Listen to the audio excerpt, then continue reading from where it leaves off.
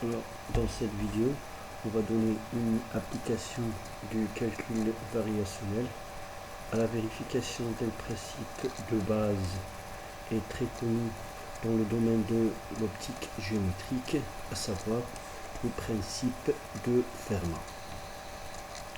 Alors, le principe de Fermat est basé sur l'idée suivante. Parmi tous les chemins possibles, la lumière emprunte celui qui nécessite le moins de temps. Bien sûr, on suppose que la lumière est un rayon lumineux.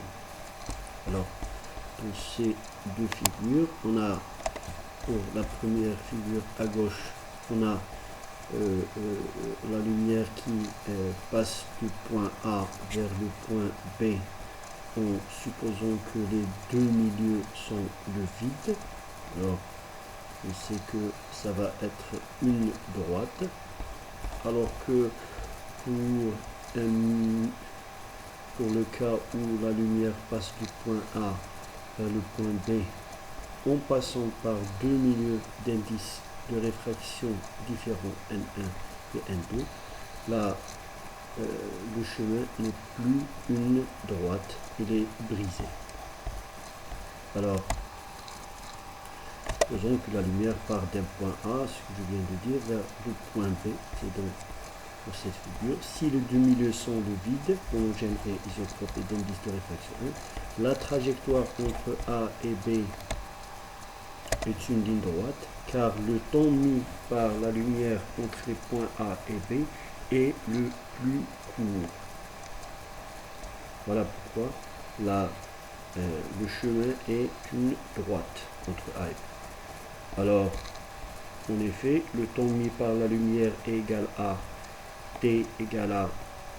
Alors, on aura deux parties. Je suppose qu'il y a deux parties entre A et O. Voilà. ds sur C. Alors, ds, c'est l'élément infinitésimal du chemin, alors que C est la vitesse de la lumière, plus l'intégrale de O vers A de ds sur C. Alors on fait sortir 1 sur C, puisque c'est la même, A, B, ds, l'intégrale A, B, ds, et bien sûr, on a vérifié dans une vidéo précédente que le chemin le plus court entre deux points A et B est bien une droite. C'est le chemin minimal. Et pour ça, ce chemin minimal donne un temps le plus court.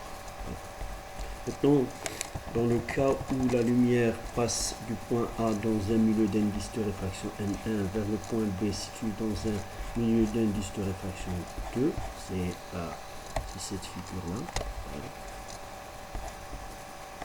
Voilà. Alors, on aura le temps de passage égal au temps de passage dans le milieu 1, T1, plus le temps de passage dans le milieu 2, T2, égal à vers X.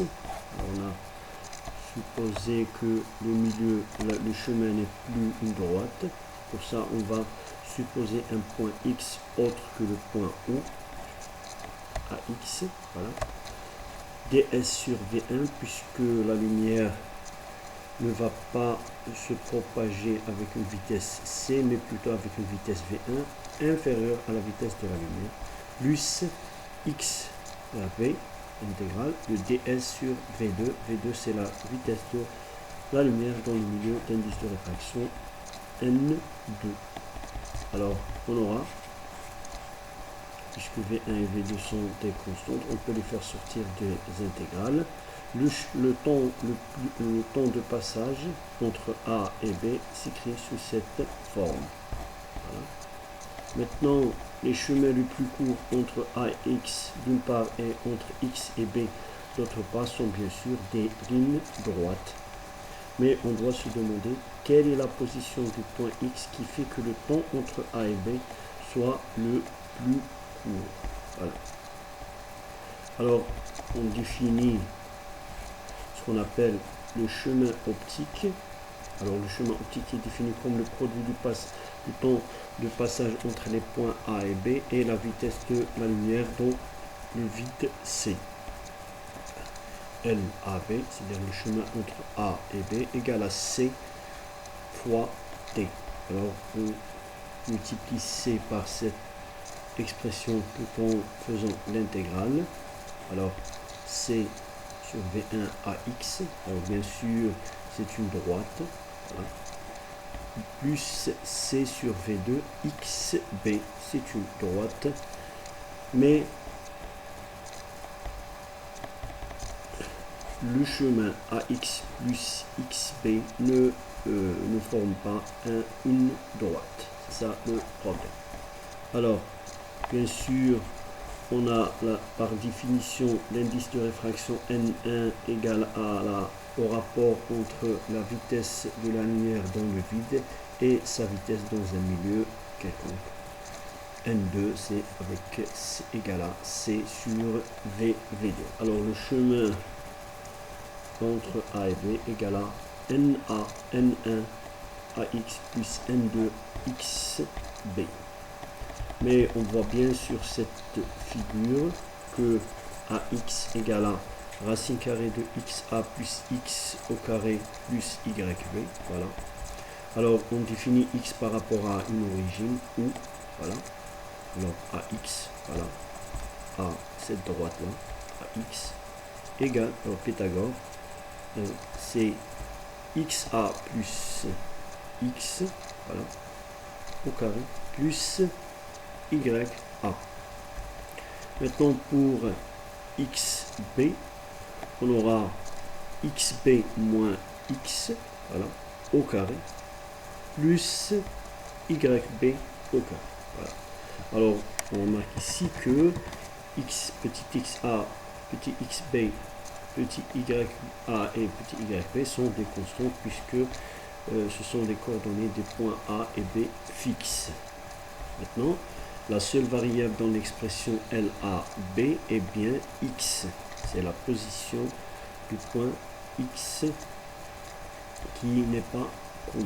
Alors, pour cela, on va calculer la variation de LAB en fonction de X, bien sûr, en faisant la dérivée de L par rapport à X, ce qui donne N1 2 fois XA plus X sur la racine carrée de cette expression, plus N2 fois moins 2 XB moins X sur la racine carrée de cette expression. Alors, pour avoir le minimum, plutôt de façon générale l'extrémum, mais dans ce cas c'est le minimum de LAB est donné par la dérivée par rapport de L par rapport à X égale à 0, ce qui donne, voilà, N1 fois XA plus X sur la racine carrée de cette expression égale à N2 fois XB moins X sur la racine carrée de cette expression.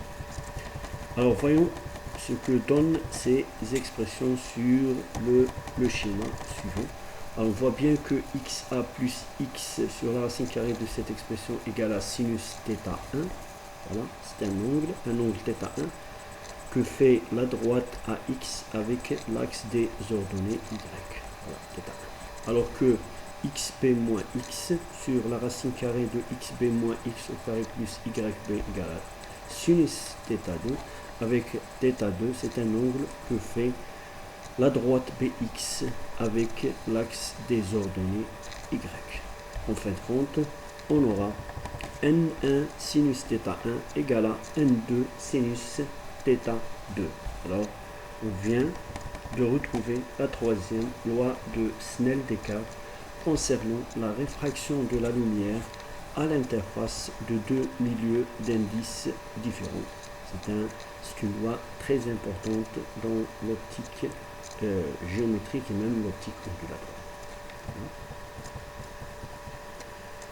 Maintenant, dans le cas général où l'indice de réfraction dépend de Y, c'est-à-dire N, l'indice de réfraction dépend de Y. Alors on pouvait prendre l'indice de réfraction dépend aussi de X, mais pour la simplicité du calcul, on prend juste N qui dépend de Y. Voilà.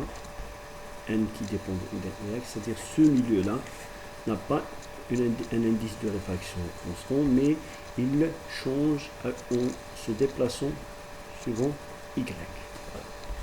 Et on va voir quel est le chemin entre A, B qui vérifie le principe de Fermat, c'est-à-dire le chemin qui nécessite le moindre temps. Voilà. Alors, on réécrit l'expression du chemin optique. Alors, dans ce cas, c'est une intégrale puisque n dépend de y, c'est une fonction continue. Alors, par définition, le chemin optique égale à entre a et b égale à l'intégrale entre a et b de ny ds. Alors, bien sûr, ds c'est quoi? C'est l'élément infinitésimal sur un chemin quelconque entre a et b. Bien sûr, ds égale à racine carrée de dx au carré plus dy au carré. En faisant sortir dx de l'intégrale, on aura dx fois l'intégrale de 1 plus dy sur dx au carré, ce qui donne enfin LAB égale l'intégrale entre XA et XB, où XA c'est l'abscisse du point A, alors que XB c'est l'abscisse du point B. L'intégrale NY fois 1 plus Y point Y prime au carré dx avec Y prime, bien sûr, c'est la dérivée de Y par rapport à X. Alors, nous avons l'habitude d'écrire L en fonction d'une fonction f qui ici elle dépend de y et de y prime, avec f de y prime et n'est que ny fois la racine carrée de 1 plus y prime au carré. Voilà. Alors dans ce cas, puisque f de y prime ne dépend pas explicitement de la variable x, c'est-à-dire que x n'apparaît pas explicitement dans l'expression de f, l'équation de l'aire Lagrange s'écrit sous cette forme: f moins y prime dérang f sur dérang y prime est une constante. C'est un résultat qu'on a déjà trouvé dans une vidéo précédente. C'est-à-dire que cette expression doit être vérifiée pour toute valeur de y.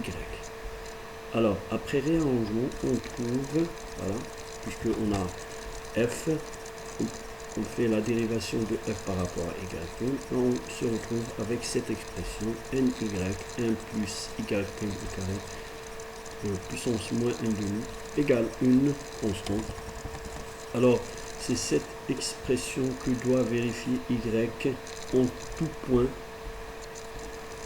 point de l'espace pour que le chemin soit stationnaire. Voilà.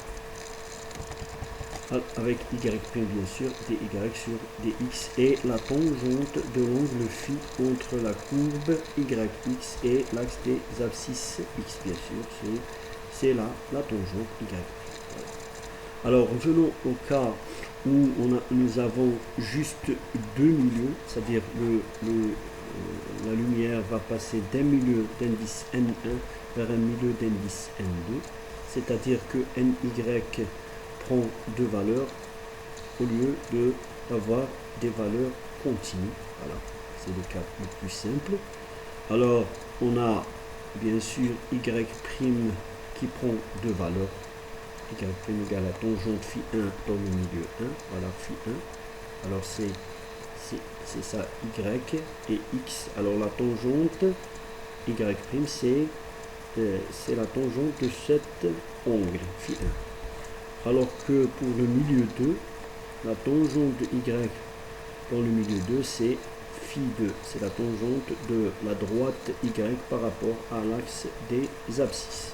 On a juste deux valeurs. Alors, on doit appliquer ce résultat-là, c'est-à-dire que cette expression doit être vérifiée pour chaque valeur de Y. Bien sûr pour Y'. Alors, on aura ainsi N1 cosinus phi 1 égale à K, et N2 cosinus phi2 égale à K. Pourquoi ça?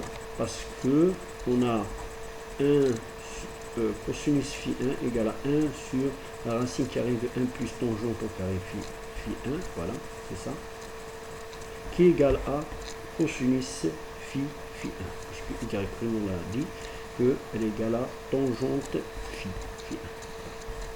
Alors, on trouve finalement que N1 cosinus phi1 égale à N2 cosinus phi2, c'est la condition que doit vérifier le chemin pour être stationnaire. Mais on a d'autre part N1 cosinus pi2 moins θ, voilà, parce que on est intéressé plutôt par les angles θ1 et θ2, voilà, par exemple, θ1 c'est l'angle d'incidence, c'est l'angle que fait le chemin, voilà, ce chemin-là, avec l'axe des Y, c'est l'axe d'incidence, voilà. Et θ2, voilà, c'est l'angle que fait le chemin, ce chemin par rapport à l'axe des Y, voilà. Pour ça, on est intéressé plutôt par θ1 et θ2 que par phi1 et phi2. Mais il existe bien une relation qui relie phi1 à θ1, c'est pi sur 2 moins θ1, et phi2 égale à pi sur 2 moins θ2. Voilà. Et on tombe de nouveau sur l'expression N1 sinus θ1 égale à N2 sinus θ2, qui est bien la troisième loi de Snell-Descartes. Et on voit bien que en utilisant le calcul variationnel, on vérifie le principe de Fermat. Alors avant de finir cette vidéo, je dois faire quelques remarques. Voilà. Alors la première, c'est que Fermat ne connaissait ni la valeur de la vitesse de la lumière, ni le concept de l'indice de réfraction, et pourtant son principe tient la route. La deuxième, c'est que beaucoup de physiciens se sont inspirés de principes de Fermat pour résoudre certains problèmes de mécanique. C'est ainsi que Bernoulli, en 1696, avait obtenu la résolution du problème de Brachistochrone. Alors ce problème, on l'a traité dans une vidéo précédente, en considérant une analogie entre le potentiel terrestre. Alors, vous vous rappelez que pour résoudre le problème de Brachistochrone, on a supposé une masse qui se déplace dans le potentiel terrestre en lui imposant une trajectoire dans lequel se déplace un objet massif et le milieu dans lequel un rayon lumineux se propage et dont l'indice de réfraction varie d'une façon continue. C'est-à-dire que Bernoulli a considéré que la région où se déplace la masse est comme un milieu d'indice de réfraction qui change d'une façon continue, ce qui lui a permis d'obtenir la résolution du problème de Brachistochrone. Alors la troisième, c'est qu'en s'inspirant du principe de Fermat, on est dans le domaine de l'optique géométrique bien sûr, Maupertuis en 1756 va prolonger ce principe vers la mécanique en établissant son fameux principe de moindre quantité d'action, amélioré plus tard par Euler-Lagrange, pour devenir ce qu'on appelle aujourd'hui communément le principe de moindre action, et qui a permis de reformuler la mécanique de Newton dans un autre formalisme autre que celui faisant intervenir les forces agissant sur les corps massiques. Et c'est un principe très important puisqu'il a permis, comme je viens de le dire, à Lagrange d'établir un autre formalisme basé sur les énergies et non pas sur les forces agissant sur les corps. Merci.